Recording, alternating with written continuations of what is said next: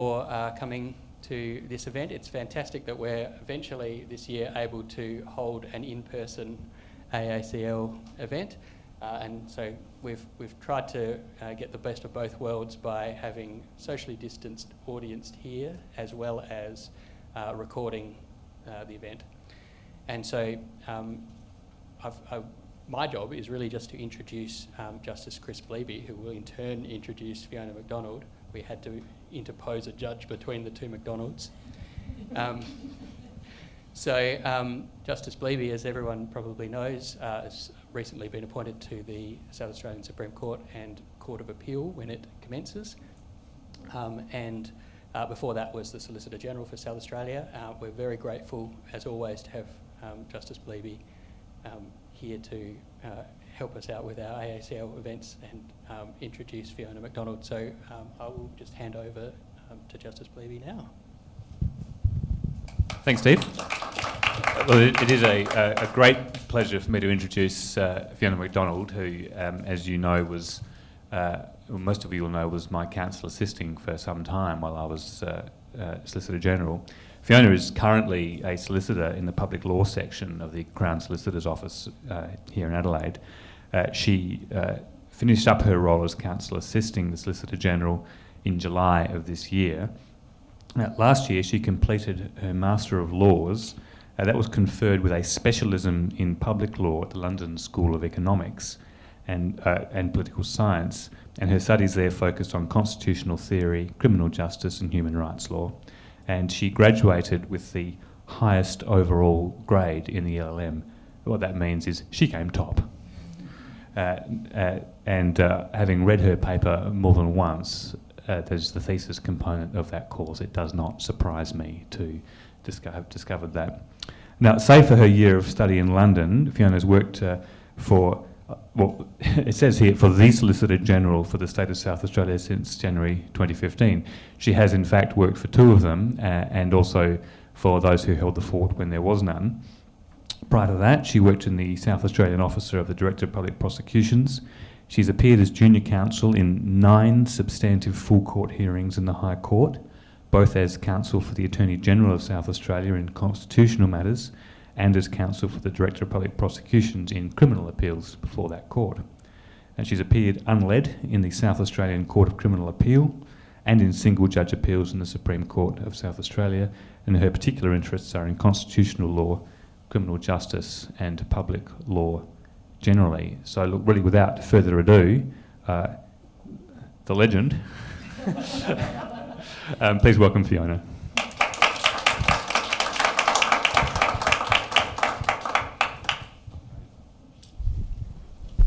Can I just check that everyone can hear me okay? Thank you. So thanks very much everyone for spending your Friday lunchtime with me. That's very, very kind. Hopefully I can hold your interest for the next little while. I'm going to jump straight into it because we don't have that much time and I have lots of things I want to say. The issue that I'm interested in is really this. There are a bunch of people in this room right now who will feel that it is morally repugnant to control, let alone detain, a person after they have finished serving their sentence because they are considered a risk of future criminal offending that they haven't yet committed, let alone had proved beyond reasonable doubt against them.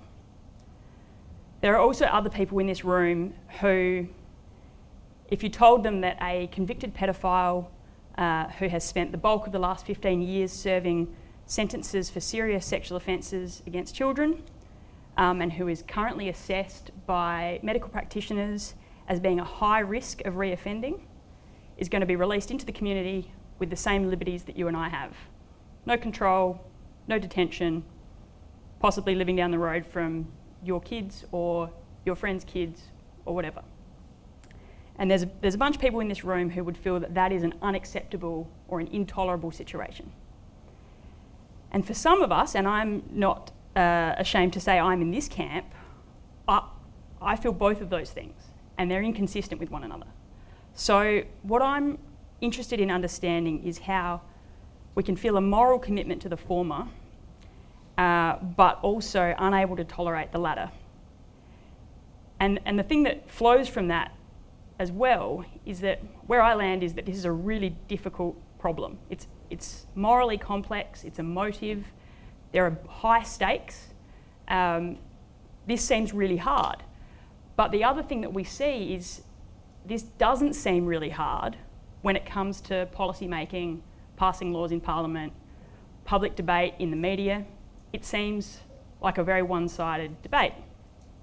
There are certainly academic commentators out there who are criticising these sorts of regimes, but by and large I think it's fair to say that that's not getting a lot of traction when it comes to passing these laws and playing out in the media ideas around this problem. And I'm not really here to defend or support these sorts of regimes. I'm interested in why does this feel so hard? Why does it look so easy? And what's going on here? How do we understand this phenomenon? And what I should say as well is that this idea of precautionary detention of dangerous offenders, which is what I'm going to be focusing on today, and this idea of precaution generally to criminal justice problems and criminal justice harms is actually, it's not unique to South Australia. It's a trend that we are seeing in other states in Australia. We're seeing it in the UK, the US, New Zealand, Canada. There is a real proliferation of a precautionary approach to criminal harms. Now, I'm conscious I've just used the term precaution to describe this trend, and I'm going to spend a little bit of time today talking about what I mean by precaution, because that has a particular meaning, or I mean it to have a particular meaning, and I think it's a really important integer of what is going on with this trend. So the way that I've tried to tackle this problem is to have a look at the logic that's actually underpinning some of these regimes providing for post-sentence detention of dangerous offenders.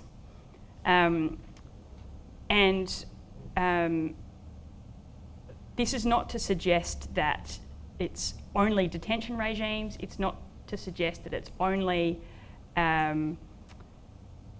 convicted offenders that these regimes apply to. We often see with terror suspects as a good example of people not necessarily convicted of anything, who are subject to these sort of coercive state preventative regimes. But for several reasons which I outline in the paper, it's post-sentence detention of dangerous offenders that seems to me to sit sort of quite neatly at the intersection of the state in its criminal justice mode and the state as risk regulator. So that's kind of why I've focused on that. And it seems to me that logic that's underpinning these regimes is increasingly precautionary in nature. So my talk today has 4 parts to it. First, I'm going to explain what I mean by precautionary logic and try to explain how that logic works and how it looks to guide decision making. Second, I'm going to use the example of South Australia's regime for the indefinite detention of persons deemed unwilling or unable to control their sexual instincts to try to show you precautionary detention at work in South Australia. Third, I want to offer a possible explanation for this current trend towards precaution as an approach to criminality.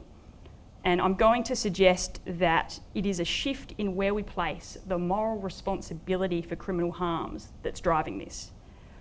I'm going to argue that it's because the state is now held responsible for a failure to prevent that puts the conditions in place that trigger precautionary logic and make that feel like an appropriate way of reasoning about these decisions. And the fourth thing I'm going to do is, if I get time, is to explore some of the implications that might flow for the individual offender and their responsibility for crime under this kind of thinking. So, precautionary logic. Precaution obviously has a lay meaning. It's roughly encapsulated by the idea of sort of better safe than sorry. And it refers generally to the idea of taking advanced measures to prevent something bad from happening. Precautionary logic refers to a specific manner of reasoning And you might have heard of the precautionary principle. That's a manifestation of precautionary logic, originally derived from German environmental law in the 1970s, but it's become really popular in environmental law and public health law around the globe now. And it's actually the precautionary principle, and therefore a form of precautionary logic, that we're seeing in a lot of the management of the COVID-19 pandemic at the moment. And as I sort of step through how the logic works, you'll be able to see some of that in the lived experience that we're currently having with the management of the pandemic. The central idea of the precautionary principle is that regulators should take steps to protect against potential harms, even if causal chains are unclear, and even if we do not know that those harms will come to fruition. That's the central idea of it. So what is it? Precautionary logic is a mode of decision making, if you like. Logic can be characterised as precautionary where it has these three essential components situated in a particular conceptual relationship with one another. So in their broadest form, where one, there's uncertainty concerning the realisation of a future circumstance, and two, that future circumstance is rated as undesirable, then three, a precautionary response is activated. So the first two components are the conditions that activate the application of precaution, whilst the third gives you the particular precautionary posture that's going to be adopted. So there are degrees of precaution among deployments of precautionary logic. Some will be more precautionary or stronger forms than others. And at the boundaries, the distinction between a weak form of precautionary logic and reasoning that isn't properly characterisable as precautionary isn't going to be sharp, and it is often the subject of contest. The other thing to note is that these three dimensions are dynamically interrelated.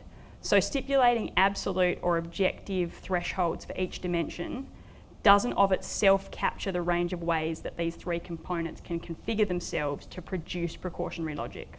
So for example, where greater uncertainty under condition number one is tolerated within the decision-making process, then a weaker precautionary response or a lower level of undesirability can be tolerated without sort of compromising the logic's precautionary nature.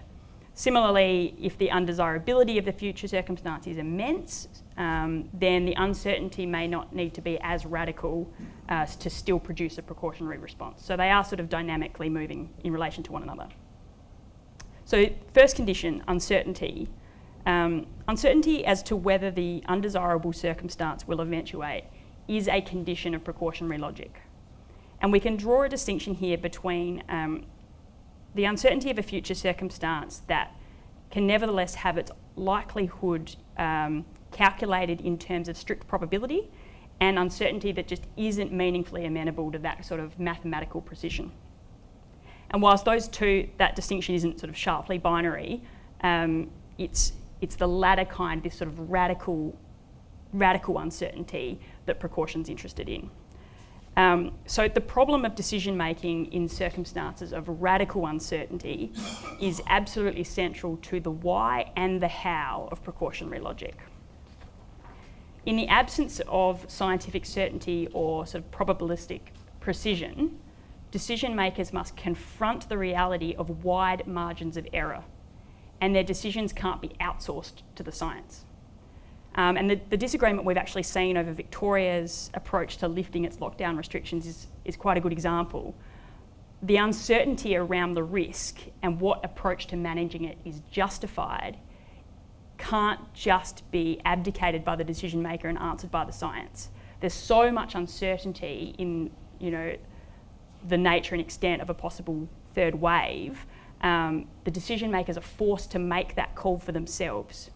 And what this means is that the decision maker has to choose a posture to possible error in circumstances where the possibility of error is high and their responsibility for error is going to be traceable securely to their choice. So that's undesirability. The second condition is the undesirable circumstance.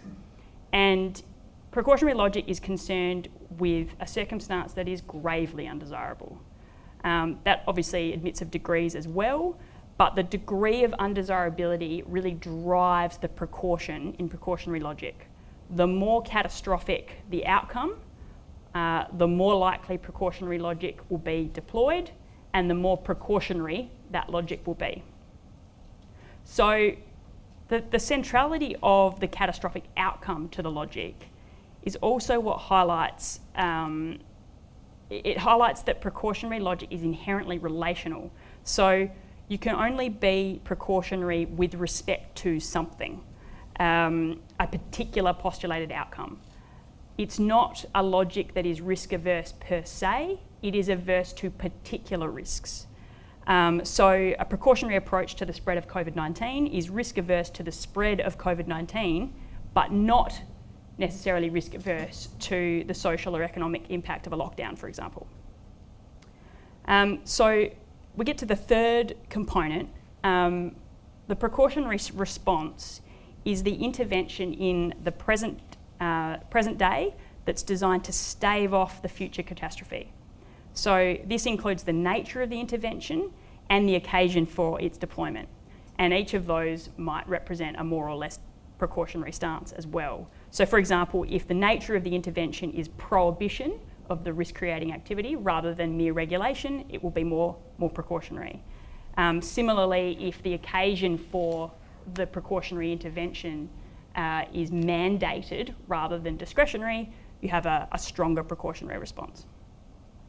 The other thing that this dimension highlights is that precaution is always an expression of agency.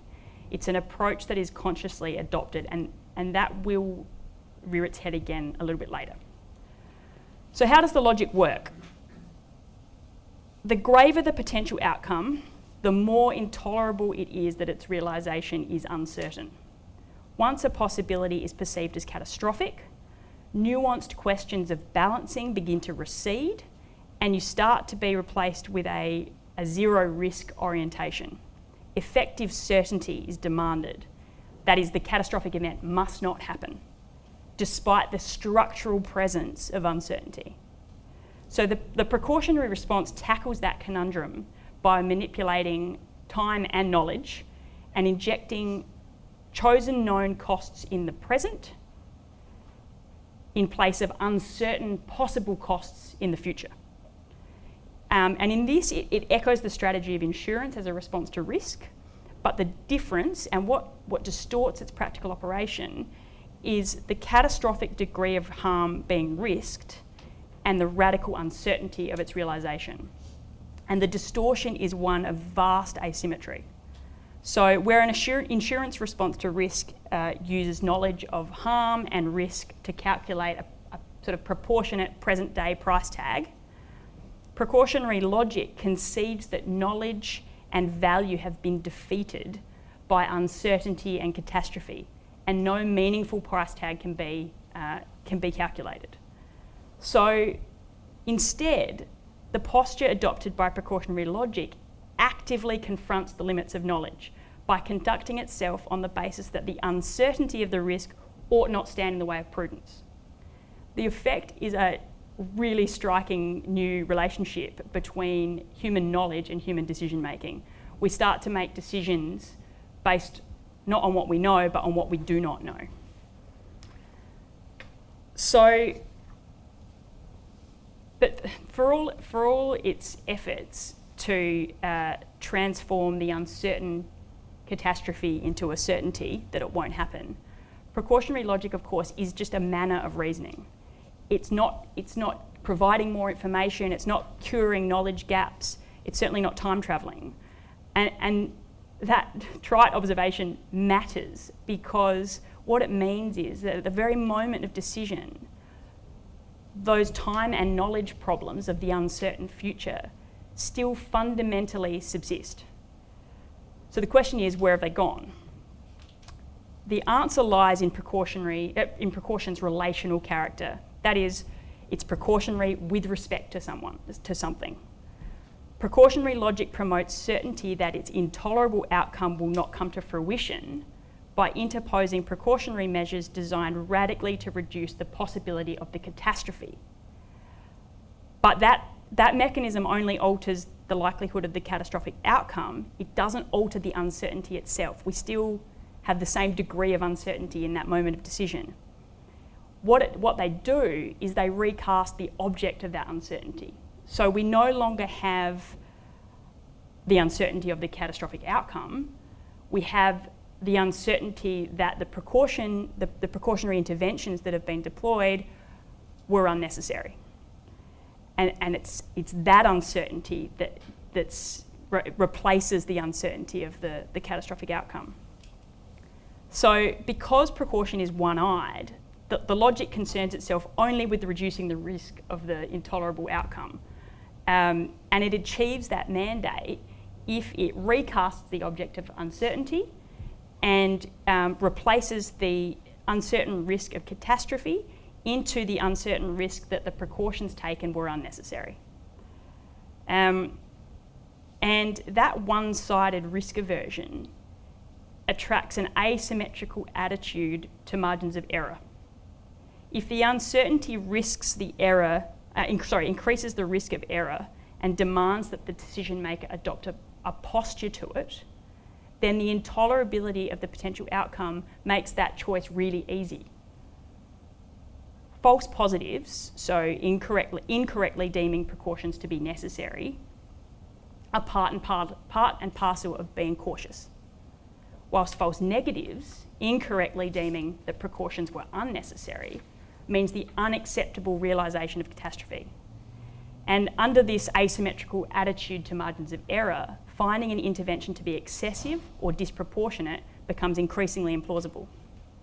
So in shifting the object of uncertainty, the burden of that uncertainty is also shifted. So for example, when the uncertainty of a COVID outbreak is replaced by the uncertainty of an unnecessary lockdown, the burden of that uncertainty and its unavoidably wide margins of error shifts from those most adversely affected by the COVID-19 outbreak to those most adversely affected by the lockdown.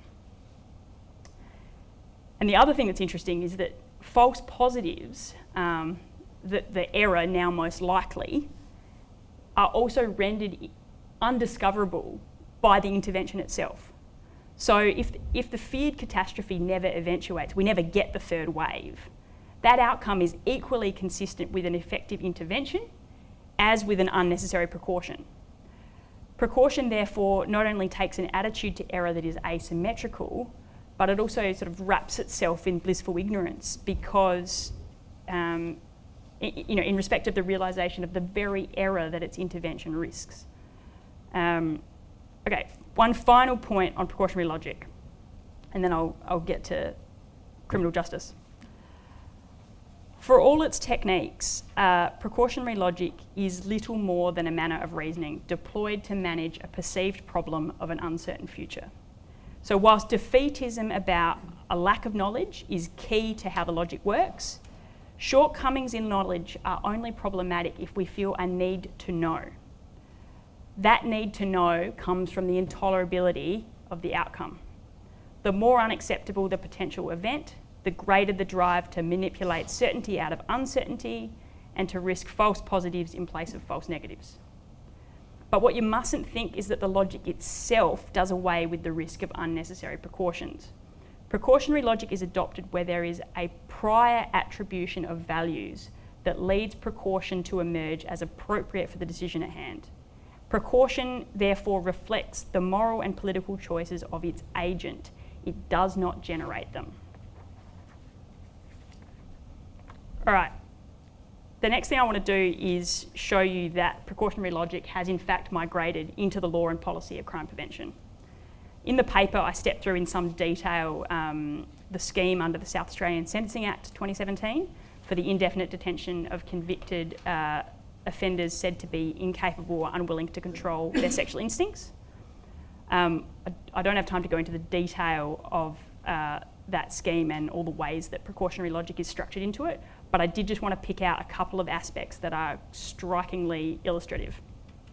So the first is to identify that the test for being liable to detention under the regime is not as risk averse as the test for being released from detention once detained. So an order for detention will only be made where the person is incapable or unwilling, and detention is the intervention apt to ensure adequate protection of the community. But to be released from detention, the person must positively establish that they are both willing and able to control their sexual instincts, or else no longer pose an appreciable risk due to age or infirmity. The effect is that the person who is found unwilling, but who is unnecessary to continue to detain in order to protect the community, cannot be released. Once they're in, that person, even if it remains unnecessary to detain them, cannot be released unless they meet those two other criteria. So the second is that in determining an application for release, the court is legislatively required not to have regard to the length of time that the person has spent in custody or may spend in custody if the order is not made. These features, among others, represent a scheme that pursues certainty rather than a true balancing of the competing interests at hand.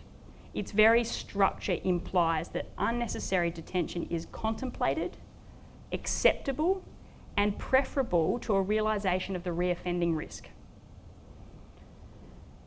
So, precautionary detention in this context, it inverts our traditional criminal justice commitment that doubt ought to favour an individual's liberty over the state's coercion. Under precautionary logic, it is better that 10 persons be unnecessarily detained than one be permitted to reoffend. The uncertain future of possible reoffending against a hypothesised victim is prioritised, whilst the present known cost incurred in its place is the deprivation of the individual's liberty. That cost is not reducible to economic terms in the way that it might be in an environmental law context, where the industry creating the environmental risk has to bear the financial cost of the uncertainty of the risk that they create. And its distribution lacks the universality of the kinds of measures we've actually seen generally used for the management of the pandemic, where everyone, these rules apply to everyone. We all bear the uncertainty and we all bear the cost of the lockdown in order that we all benefit from reducing the risk of the spread of COVID. So these sorts of characteristics alone suggest that direct transposition of precautionary logic to the criminal justice sphere at least warrants some seriously careful thought. It's not, with its cavalier attitude to unnecessary precautions, where those precautions are the detention or strong state coercive control of a person, it is at least pause for thought to think, is this logic apt for this circumstance? So the strongest precautionary features of the Sentencing Act regime that I've just gone through were actually inserted after some amendments in 2018. And those amendments reversed the onus for release so that the detainee had to establish their release. It altered the test so that it was harder to get out of detention than it is to get in. And it's what brought in that provision that precludes regard to the duration of a person's detention. So those three features were all brought in at once in 2018. And perhaps one of the most striking things is that they were completely uncontroversial. They had bipartisan support in the media, and in supporting the government's amendments to that act, the Leader of the Opposition said in Hansard, there is no higher priority than keeping our children safe, and Parliament has a responsibility to act. And this brings me to my third section of the talk. It's that responsibility to act that I want to suggest might at least partly explain our trend to precaution. So my argument is that there's been a fundamental reconfiguration of our attribution of blame for criminal harms. In short, the state is now held morally responsible for a failure to prevent individual criminal harms. And my argument is that in that single move, this reconfiguration of blame institutes the conditions for precautionary logic and make it immediately feel necessary, appropriate, and so forth. So, recalling that the move to precautionary logic is driven by intolerance for a threatened circumstance, in the case of criminal harms, where they are perceived as preventable, their occurrence is considered more intolerable. A perception that a crime was preventable can derive from a whole range of circumstances, but if someone has been previously convicted of serious offences and therefore identified as dangerous, that provides a pretty good example. A common feature of these preventative detention regimes is that they apply to convicted offenders. So the relevance of prior offending can sort of be understood as representing a threshold of imputed knowledge, if you like, of the person's dangerousness and therefore the preventability of their future crimes. It's sort of their prior offending has put the state on notice, and to fail to protect the community from that person once you're on notice is a failure of the state. And so once the criminal harm is seen as preventable, the entity that failed to prevent it becomes causally complicit in its realisation. And it's that perspective of causal complicity that paves the way for the attribution of moral responsibility. People feel like the state is partly playing a role in letting these criminal harms manifest once a person's been identified as dangerous. The very notion that the state must decide when a person completes their sentence for their offending, whether or not to release them, already betrays an assumption that is foreign to traditional retributivist criminal justice principles. And that assumption is that the state is responsible for the criminal harms perpetrated by autonomous individuals that they release.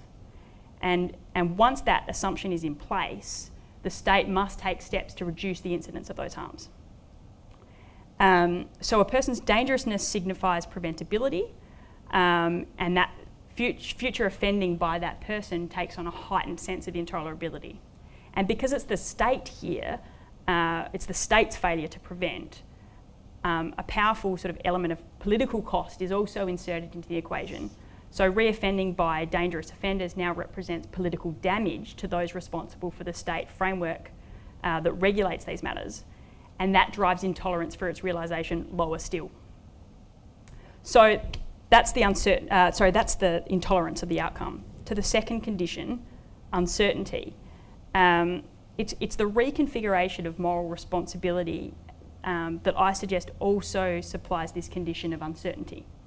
Criminal offending is an event, the future occurrence of which is necessarily uncertain. It is always mediated by the agency of the offender. But what I want to suggest is that the problem of the uncertainty of reoffending is less a function of poor predictive capabilities or weaknesses in science than of an imperative for the state to be certain about the future exercise of an individual's autonomy. So it's because the state must know that uncertainty is intractably inserted into the equation, because these are the products of individual agency. So I suggest that the rise of precautionary detention can be seen as a symptom of this reconfiguration of moral responsibility for criminal harms. By blaming the state for failing to prevent reoffending by dangerous offenders, that outcome becomes both intolerable and uncertain. And that intolerance demands certainty, and the inherent certainty, bound as it is to human agency, human autonomy, can only be defeated by denying that autonomy. That's how you get certainty. So, final section of the paper. We're going for time. Is to just have a think about what this might mean for the place of the dangerous offender in this, under this logic. So if I'm right that precautionary detention reflects some attribution to the state of moral responsibility for crime, the question is, where does that leave the moral responsibility of the dangerous offender? Does the one-eyed risk aversion of precautionary logic discount the risk of unnecessary detention because the relevance of the individual's moral agency has been superseded by that of the state? Or is it discounted precisely because the individual's moral blameworthiness for their dangerousness means that we consider that treatment of them to be deserved in some way? In the paper itself, I analyse in some detail whether precautionary detention of dangerous offenders can be persuasively accounted for on consequentialist grounds or on retributivist grounds. I'll just pick out a few bits of those ideas that are developed more fully in the paper. So the consequentialist account of precautionary detention is consistent with my idea that precautionary detention is driven by an attribution of moral responsibility to the state. If the logic is deployed by the state because it falls to be politically punished for a criminal outcome, then that suggests that the state deploys precautionary logic because of its instrumental quality vis-a-vis that outcome, that consequence. In effect, the moral responsibility of the state for potential offending supersedes concerns for the moral responsibility of the potential offender. The primary moral relationship is now between the state and the public, not the state and the offender. The dangerous offender ceases to be a rational moral agent with whom the state is seeking to engage, like in our typical criminal justice concepts. It's state and offender in a dialogue about, deterrence, rehabilitation, so forth. In this paradigm, the offender instead becomes the object of regulation and a bystander to the primary moral relationship between the state and the public at large. And in relegating the offender to bystander in that moral relationship, there does appear to be a diminished recognition of the moral agency of the dangerous person. In the paper, I conclude that this consequentialist account is an incomplete account of the phenomenon. For example, that the logic is indifferent to error on one side of the ledger, so here unnecessary detention, means that it's indifferent to certain disutility altogether, and that is antithetical to consequentialism, just to ignore a whole bunch of consequences and disutility. A purely consequentialist account of precautionary detention also appears at odds with the fact that its popularity at the moment has coincided with an ever increasingly a penal discourse that is increasingly punitive and retributivist, tough on crime language. And also it's coincided with a broader political discourse about human rights.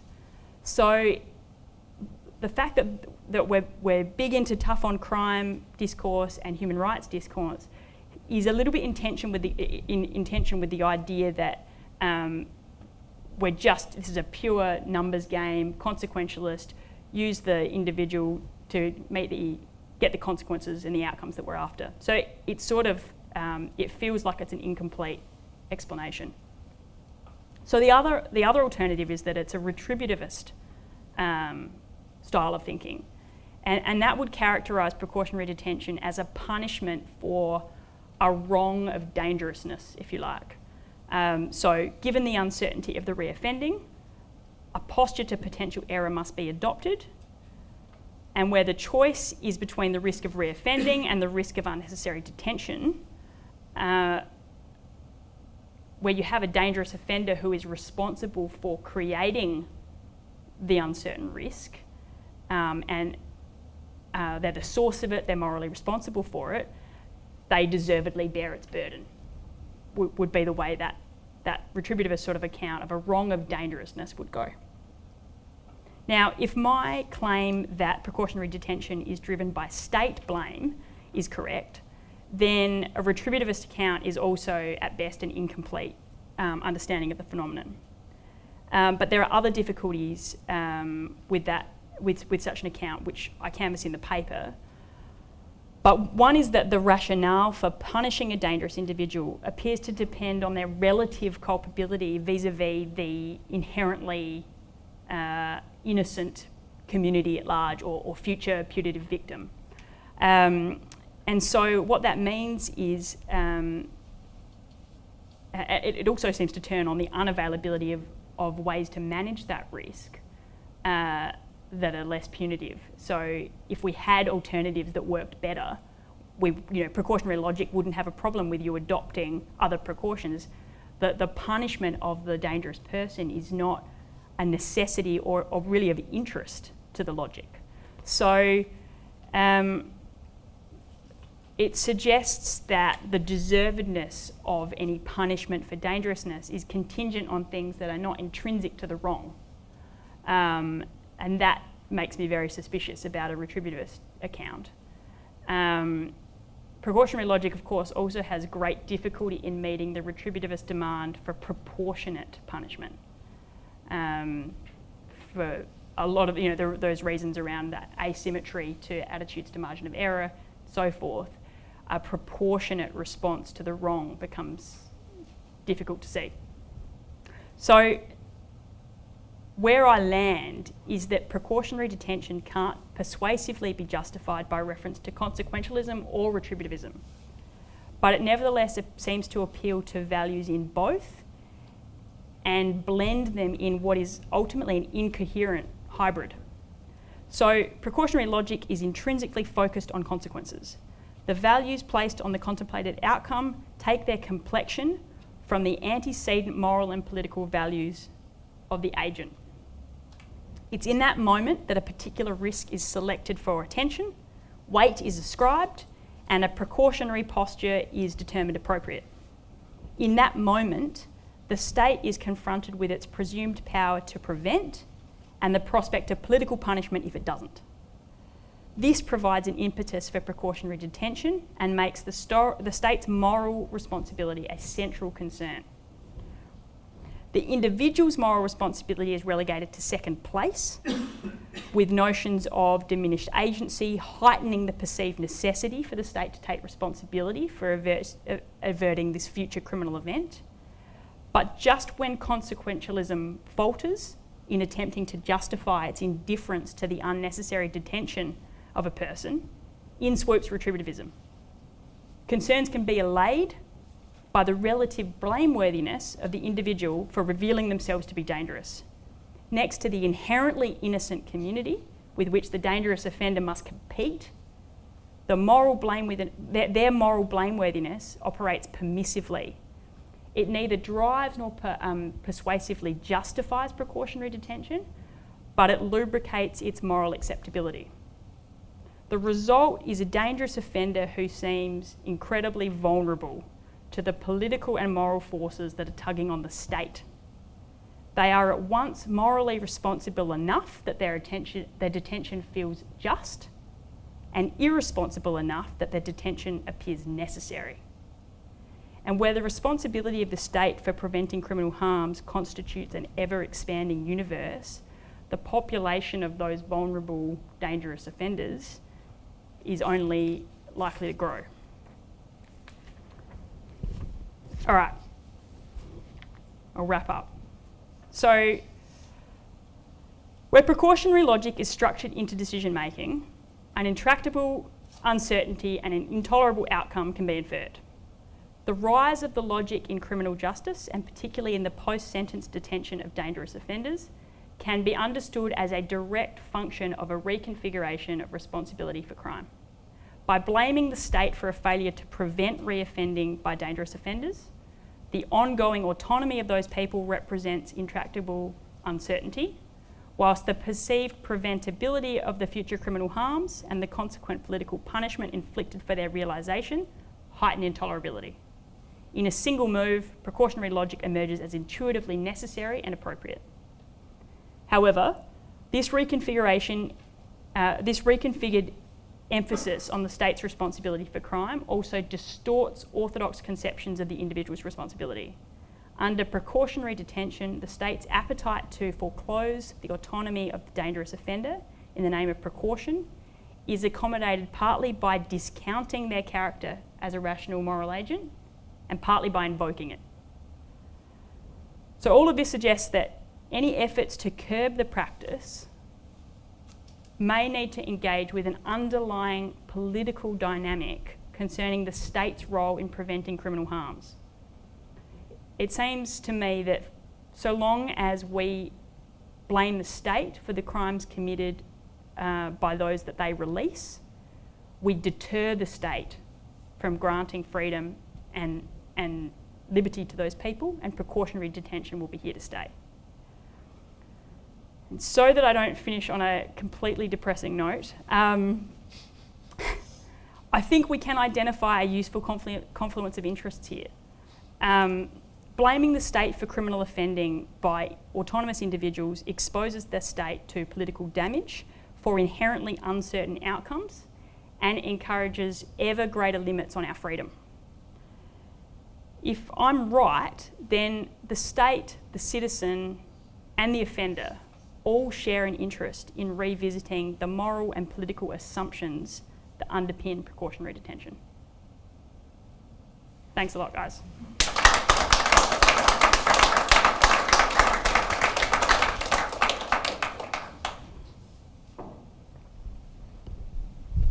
I'd just like to make a few comments. It won't surprise you to know the regard I have for this paper and its extraordinary insight into a re-foundation of the problem in particular way that it describes something that at one level or another probably I suspect everybody in this room has thought, what's going on here?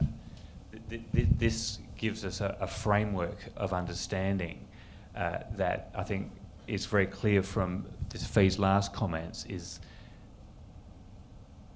allows us a platform to think of then about what happens next.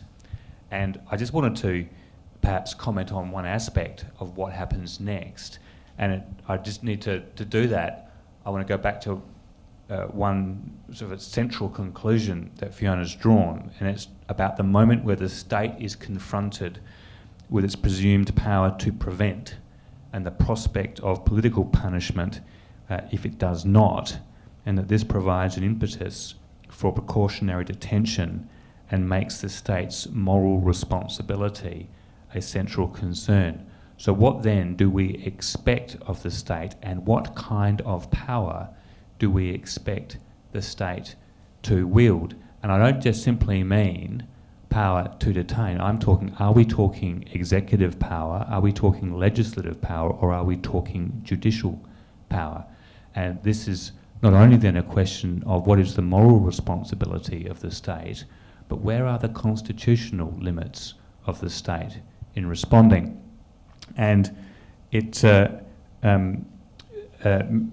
most people in this room will be aware that the High Court has begun to engage with this question of the kind of power that the state should be bringing in the case of Vella and the Commissioner of Police of New South Wales. Now that, as you know, concerned the Serious Crime Prevention Orders Act 2016 of New South Wales, and this dealt with a facility called Serious Crime Prevention Orders, and Section 5 sub 1 of the Act said an appropriate court may, on the application of an eligible applicant, make an order, a serious crime prevention order, against a specified person if, and you know there are some criteria there, and it involves if you've been either convicted of a serious criminal offence, or the person has been involved in serious crime-related activity for which the person has not been convicted of a serious criminal offence,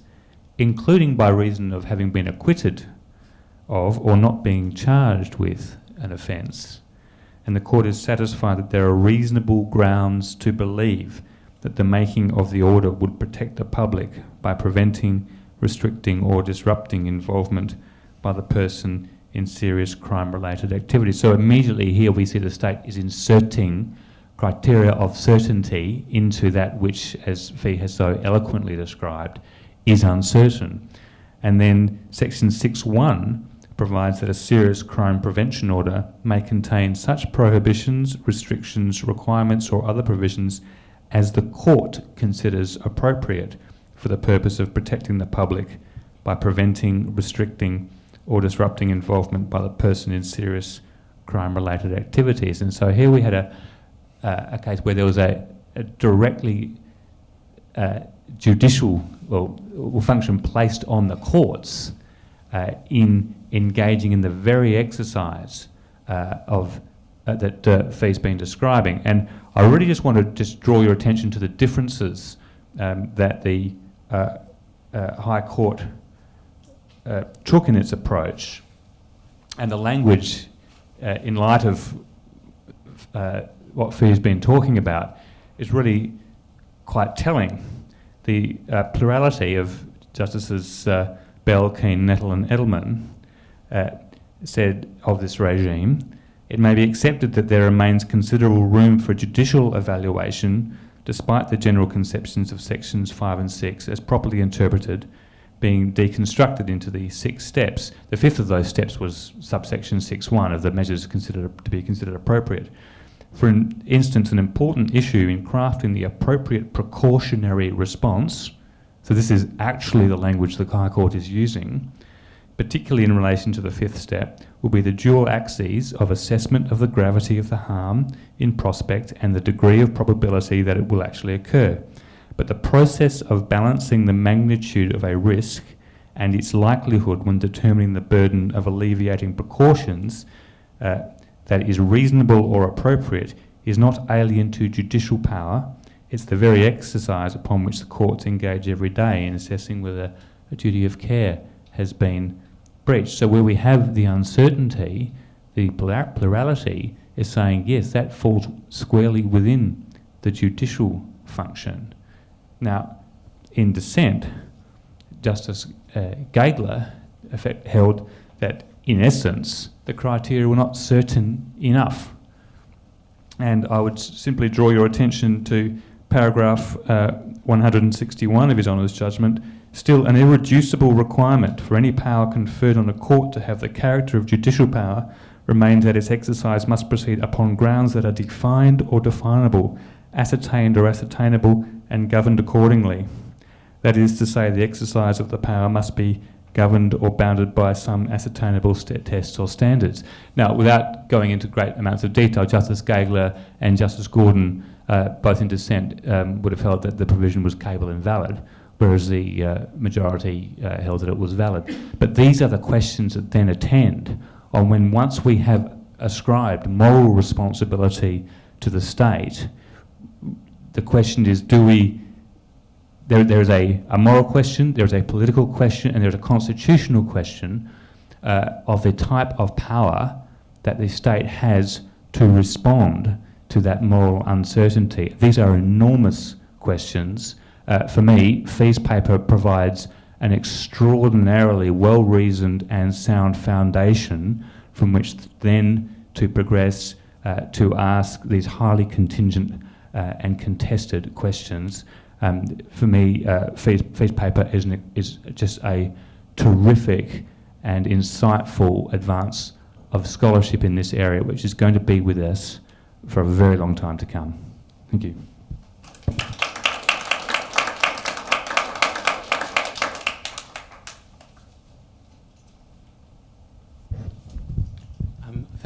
Thank you very much, Justice Bleby, for those comments, and thank you so much, Fiona, for your excellent presentation. It's really very thought-provoking and interesting, and I hope everyone here has really enjoyed it. Can we just thank Fiona and Chris one more time?